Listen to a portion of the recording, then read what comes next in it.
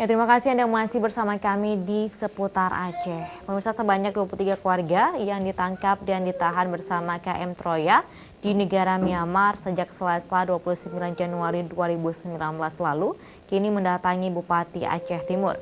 Kedatangan para keluarga nelayan tersebut meminta pemerintah terus berupaya membebaskan dan memulangkan anak serta suami mereka, seperti 14 nelayan KM Bintang Jasa 2 yang sudah dipulangkan ke Aceh Timur pada beberapa bulan lalu.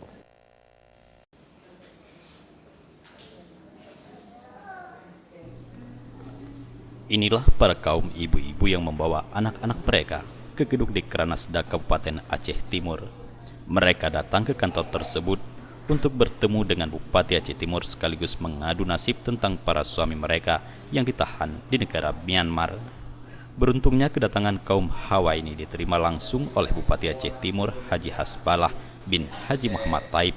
Pada kesempatan itu pemerintah meminta seluruh keluarga nelayan, baik yang menetap di Aceh Timur, Aceh Utara dan Langsa, untuk tetap bersabar karena pihaknya sedang berupaya melobi pemerintah Myanmar melalui Kedutaan Besar Republik Indonesia di Myanmar.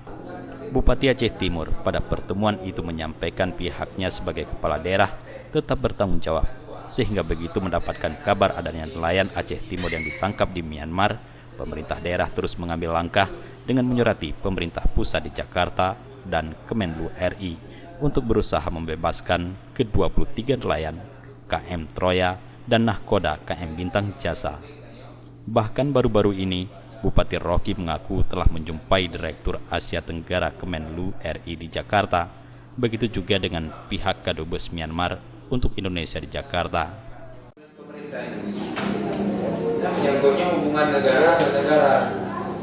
Seperti ini yang hak bicaranya bukan Bupati Kemenlu, antara hubungan negara dengan negara, antara pemerintah Myanmar dan pemerintah Indonesia.